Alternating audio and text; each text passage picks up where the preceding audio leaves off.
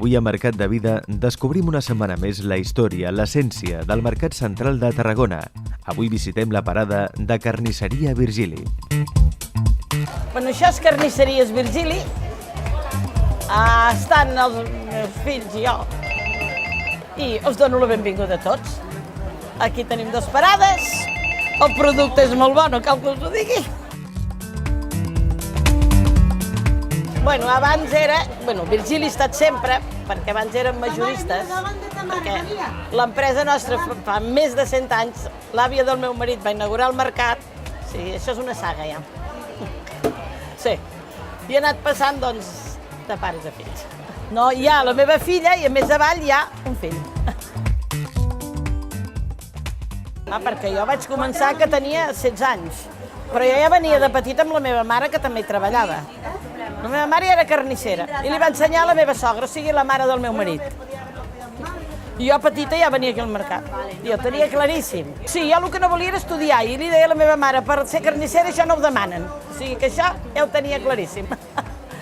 I quan jo vaig vindre a veure aquell mercat, estava molt bé, estava el mercat ple de gent, estic parlant de bastants anys enrere, s'obria el dissabte a la tarda, totes aquestes parades que hi havia al mig no hi eren tot pla, o sigui, la parada petiteta, tu del mercat mirava, veies qui entrava fins a la porta, es treballava molt, molt.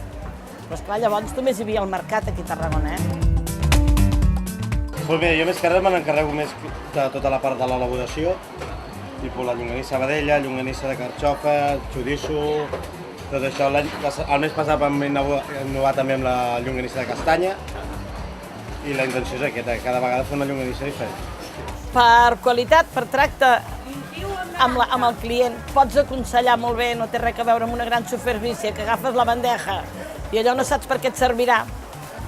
Aquí tant te diuen el menjar, pots aconsellar molt bé el tall que poden prendre, de la manera que ho han de fer.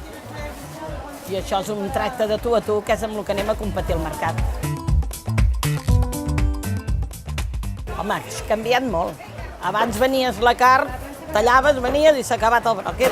Ara no, ara s'ha de tractar millor la carn, o sigui, l'has de posar més ben col·locada, cosa que abans no es feia. D'elaborat no hi havia res de res, avui ja s'ha d'elaborar molt, perquè, a veure, la mestressa de casa no té massa temps, i com més còmode li donguis, millor. El clau d'això és que arriba a casa i no tinguin feina. O sigui, si tens els llibrets fets, te'n posaran la paella al foc i et faran el llibret. Si s'han d'entretindre, feu, potser no ho vens perquè no hi ha temps, és que no hi ha temps. S'ha canviat el sistema de vida. I si tens les mandonguilles fetes, t'agafaran mandonguilles. Jo ho veia a casa, si jo m'he de posar a fer mandonguilles, hi havia moltes vegades no les feia. Ara, des que les tinc aquí, em faig més sovint, perquè agafo la bandeja i ja està.